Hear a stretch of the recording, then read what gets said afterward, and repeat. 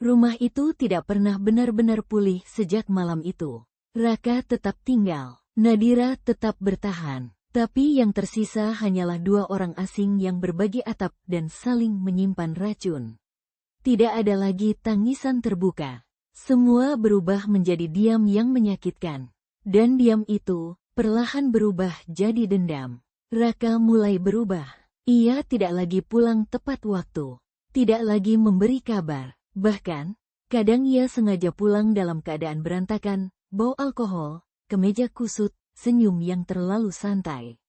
Nadira tahu. Ia tahu itu bukan tanpa alasan. Suatu malam, Raka datang bersama seorang wanita. Cantik, muda, tertawa keras. Kenalin, kata Raka santai, ini Dina. Nadira membeku. Dia bakal sering kesini. Itu bukan pengakuan, itu hukuman. Dan Nadira menerimanya, karena ia tahu, semua ini dimulai darinya. Namun luka tidak pernah berhenti di satu titik. Orang tua Nadira akhirnya tahu. Ibunya datang dengan wajah penuh amarah dan malu. Kamu itu perempuan gak tahu diri, bentaknya. Tamparan mendarat tanpa ragu. Ayahnya hanya diam, tapi tatapannya lebih menyakitkan dari apapun. Jangan pulang sebelum kamu beresin semua ini, katanya dingin. Keluarga yang dulu hangat, kini ikut retak.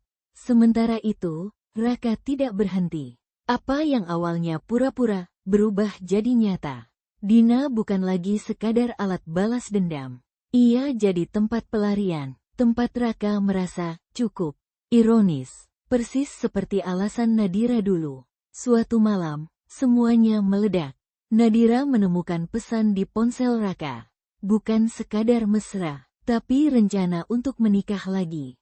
Diam-diam, tanpa perceraian yang jelas, tanpa akhir yang layak. Nadira tertawa histeris. Jadi ini, balasan kamu, katanya sambil gemetar.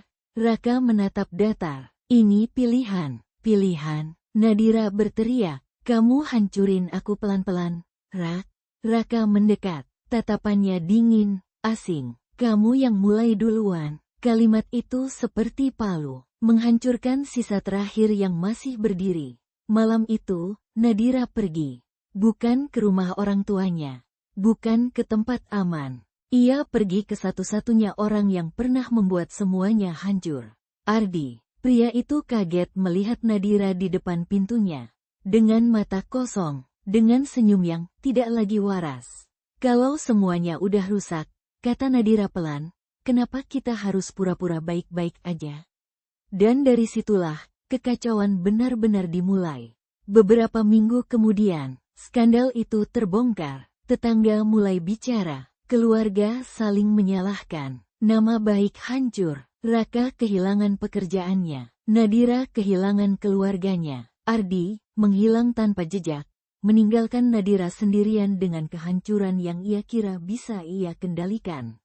Endingnya tidak dramatis, tidak ada pelukan, tidak ada penyesalan yang menyelamatkan. Hanya sepi, Raka duduk sendiri di rumah kontrakan kecil. Dina sudah pergi, bosan dengan luka yang bukan miliknya. Nadira tinggal di tempat yang bahkan tidak lagi terasa seperti rumah.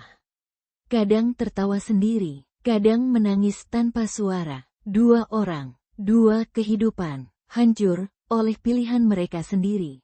Dan yang paling menyakitkan, bukan perselingkuhannya, bukan pengkhianatannya. Mereka pernah saling mencintai dengan sangat dalam. Dan tetap memilih untuk saling menghancurkan.